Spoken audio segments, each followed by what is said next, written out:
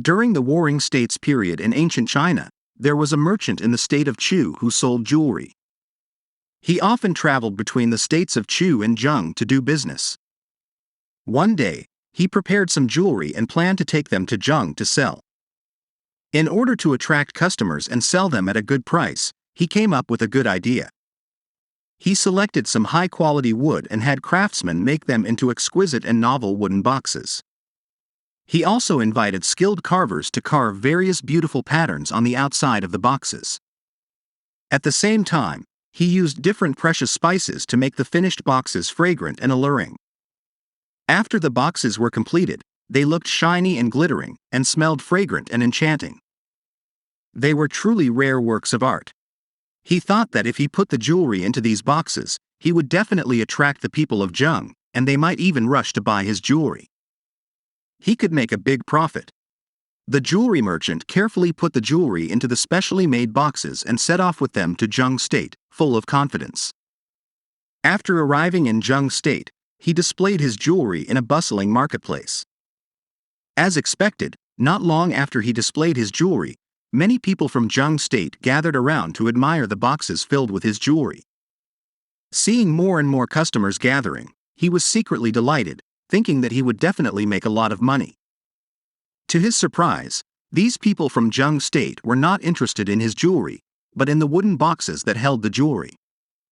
They huddled together in groups, discussing the wooden boxes that held the jewelry, how special the styles were, and how beautiful the decorations were. This made him nervous, and he broke out in a cold sweat on his forehead. In order to divert the attention of the crowd back to the jewelry, the merchant shouted out loudly to promote how good and beautiful his jewelry was. But everyone around him ignored him and remained focused on those wooden boxes that held the jewelry. At this point, a man from Zheng State picked up one of the boxes and carefully examined it. He liked it so much that he was willing to pay a high price for it.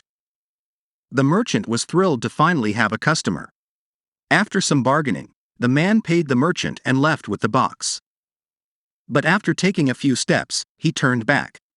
The merchant thought he had changed his mind and wanted to return the jewelry.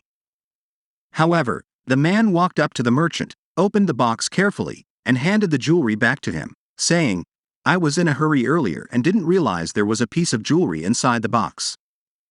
You must have accidentally left it in there, and I came back to return it to you." After returning the jewel to the merchant, the Zheng person left happily. As he was leaving, he muttered under his breath, "That wooden box is so beautiful, it's sure to bring me profits." The merchant, holding the returned jewel in his hand, was stunned. He thought the Zheng person was interested in his jewels, but it turned out that the meticulously crafted wooden box had stolen the show. This made the merchant laugh bitterly. It seemed that he was not suitable for selling jewelry, but rather for selling wooden boxes. The Zheng State man's eyes were fixed only on the exquisite wooden box, and he abandoned the precious jewels. This shows that when doing things, one must prioritize and cannot be like the person who buys a casket and returns the jewels, only focusing on the appearance of things and failing to see their essence. Only by seeing the essence of things, distinguishing between primary and secondary, can one make appropriate choices. The idiom originally meant that the wooden box bought to hold pearls was returned instead of the pearls. It metaphorically refers to making poor choices and valuing secondary things over primary ones.